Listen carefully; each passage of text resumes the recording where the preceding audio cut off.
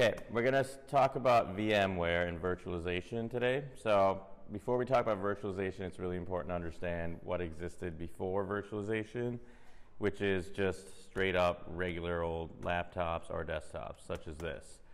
So let's say that I was running a network. I've got one of these laptops. I happen to run, let's say, a website on this laptop. And things are going really well, and then all of a sudden, the business unit comes up to me and says, hey, we need to grow this application, so now I need to add another website, right, or another web server. So in the old days, I'd have to literally take this laptop, take the web server that's running on this laptop, copy it over to another physical laptop, right? So I got to take this, duplicate it, but it's physically, right? And then let's say that business is going really well and I need to add a third web server. Well, now I got to take this laptop again, copy that web server, move it over to a third laptop, right? Or a third server, same concept, right? So you'd have to have a physical server or a desktop per web server or per application that you wanted to run, which, as you know at this point, you've installed Windows 7 and Windows 10, installing a server operating system is really not any much better than that. So it's really painful, right? So instead, people figured out there's got to be a better way, and that better way is called virtualization. So virtualization is where you still got the same physical computer, but what you're doing is you're taking the RAM and the hard drive and basically sharing it with other virtual computers. So think of it as an operating system inside of an operating system. So here I've got Windows 10, which is what we've been using the whole time. But I've got this software called VMware Workstation right here. And this is the virtualization software. So time for a fancy buzzword. This little thing right here, which is just the management interface for VMware, this would be referred to as the Hypervisor, which sounds really cool, but all it is just a interface to manage virtual machines. So I've got a virtual machine that's already here. It's called Tiny7. It's just a Windows 7 virtual machine. So you can see that I've assigned it 1 gig of memory, 1 processor, 20 gigs of hard drive space. So I'm going to go ahead and start this virtual machine up. And I want you to follow along, right? So I'm going to power it on, and oh, wait a second, got a little bit of an error.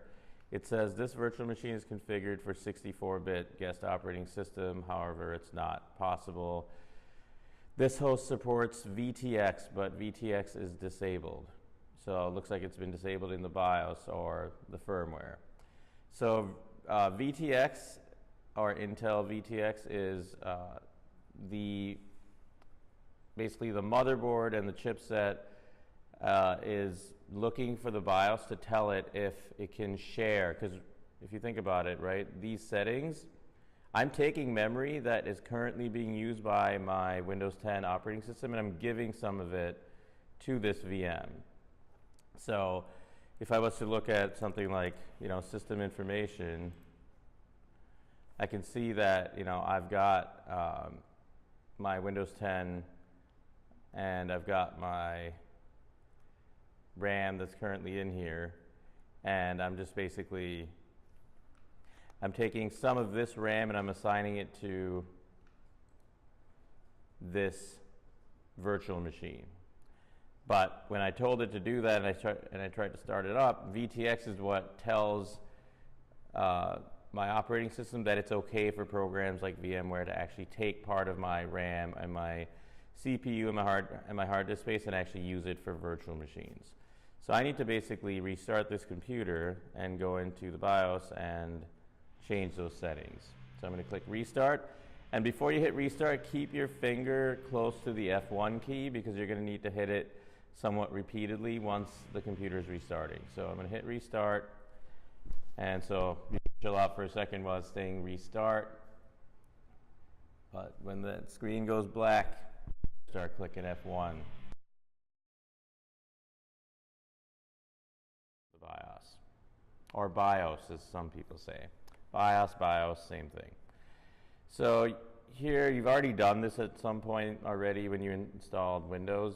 but just to review, you want to use your arrow keys to move around. So you want to go into security and then use the down arrow to go to virtualization, hit enter, and you see how you've got this Intel virtualization technology. So you want to just hit the space bar and that'll change it from disabled to enabled. So and then scroll down to VTD and also hit the space bar to get that enabled, and then you can just hit F10 to save and exit.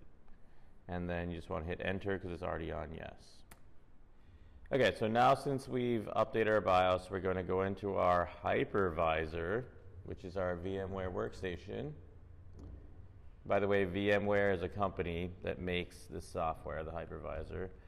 So now that I've updated my BIOS to support virtualization, I'm going to click power on this virtual machine. And I'm going to also load up Task Manager so that you can kind of see the impact of running the virtual machine. So you can see, currently I'm at about this ratio of CPU and memory. And as the virtual machine starts up, I'll actually lose some of my memory.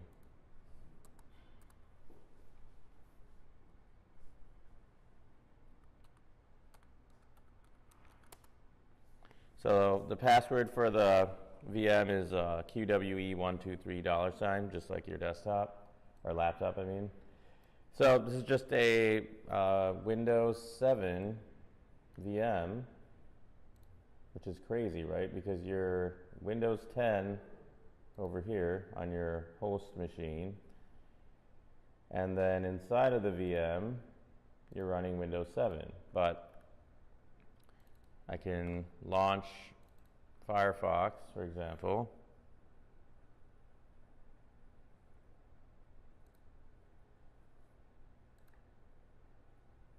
And I can connect to the internet. I can also do things like go full screen if I wanted to. And then you don't even really know you're in a VM at that point. So at this point, it just looks like I'm running Windows 7 right now because I've just pulled up this virtual machine in full screen. So I can do things like go to ESPN.com or whatever I want to do. And I'm able to do whatever I want to do inside of the VM just like I could on my actual host machine. So I'm going to click on a few links just to kind of show you the impact that it does have on your, and this is referred to as your host operating system, and then the VM is considered a guest operating system, right? So I've got my ESPN website up here, and I'm going to go back to my Task Manager, and right now notice my CPU was spiking up to like 81% for a second there, so I'm going to go back over here and I'm going to just pull up a video or two just to see what it looks like. So as I do things like that, notice my CPU goes up. So there is an impact to my CPU and my memory and my disk has gone up, right, from the baseline. That all these were in the 10 to 20% range. But see, once it's loaded the page or whatever, then you can see that the CPU kind of dies down. So the reason I'm showing you this is even though VMware is really nice, because obviously I saved myself a whole bunch of work by not having to set up a brand new laptop and take up more space, because in a data center, each server you add is going to take up more space, and that adds heating costs and all this other stuff, right? So it's cool, but it does have an impact. So you just have to know that if you run a bunch of VMs, it's going to affect your host operating system. So I'm going to go ahead and just, at this point, close out the browser, and I'm just going to do something super basic, like I'm going to create a folder, and I don't really care, I'm just going to call it new folder. And I'm going to, at this point, right click, and I'm going to take a snapshot. So this is a really cool feature of VMware. So I'm going to call it Snapshot 1, that's fine. So what it's doing is it's literally saving the entire state of this VM in its entirety. And it was just that quick, right? It's already done. So let's say that, this fact of opening up this folder represents like anything. Let's say you installed an application, whatever it is, right? Let's say some smartass comes by and just deletes this folder. And so, in your Windows computer, there's not a whole lot you can do except for maybe restore from a backup or something like that, right? But now in the VMware world, it's way better. I can literally revert to that snapshot. I can right-click on the VM, go to Snapshot, and just revert. And it'll ask me, do I want to restore Snapshot 1? And I'll say yes. And just like that, it's restoring my virtual machine. And in just a minute or two, it's like nothing ever happened. Look at that. Booyah, my folder is back. So that's another massive benefit of doing virtualized operating systems is it's way easier to scale the environment because you can just make a backup of the entire thing in 10 seconds versus doing a whole backup on a physical server or desktop or laptop would take hours, right? So if you imagine having like thousands of virtual machines, you're saving yourself literally months of time. So that's really cool. Another really great feature of virtual machines is you can literally shut down the guest, and it takes a very short period of time because it's just a lot less overhead than the actual physical computer, right? So you can see that that was really fast. So let's say you wanted to build another VM, right? Because the whole point here is that you can scale. So I could just literally right-click on here, and I can clone this entire VM. So I can go down to Manage, and I can clone this thing. And I'm going to hit Next. And I want to clone from the current state. And I want to create a full clone, which is like one that can exist all by itself. So I'm going to click Next.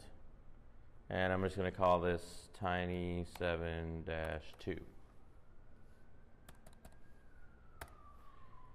And finish. So you can see it's going to just sit here and take an exact copy of that other operating system. And I don't have to bother with installing Windows again. I don't have to do drivers again or do Windows updates or any of that stuff. Once you have one VM that's working, you can just literally clone it and you're good to go, which will save you an ungodly amount of time. And depending on what kind of machine you have, this can take a shorter or longer period of time because this depends on how much RAM and CPU you have to perform these functions, right? But now I have two VMs that are just up and running just like that. So I'm going to go ahead and power up the original one, and I'm going to show you the CPU going up because of that. So it's loading Windows 7 right now. So the CPU's not too bad right now, but then once the operating system loads, it's going to go up a little bit. So you can see I'm going to log into this one, QWE123$. So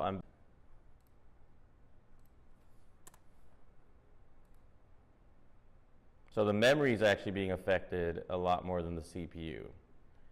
And that's because I told it to utilize 1 gig of memory for each VM, right? If you look at the settings, if you right-click and look at settings, each one of these VMs is taking up 1 gig of memory that the host no longer has. So this memory is at 27%.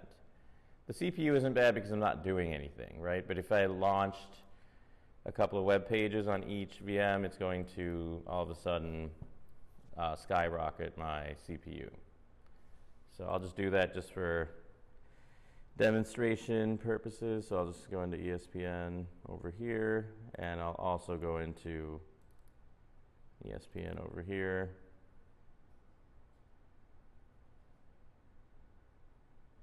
And now let's take a look and see. So look at that. My CPU is at 80-some%, my memory is at 33%, my disk is also at 40%. So that's my actual host computer's disk drive is now being worked on a lot harder. So this is referred to as disk I/O, or disk input-output is going up and down depending on if I'm actually doing something or not, right? So notice the disk went down again because that ESPN website has already loaded and the CPU is down. But the memory, notice the memory is actually staying fairly consistent because the VM is going to use that 1 gig.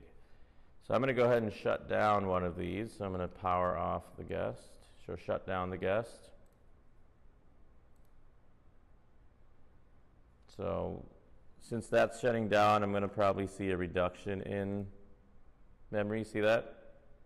My memory went down because that VM is no longer using that memory.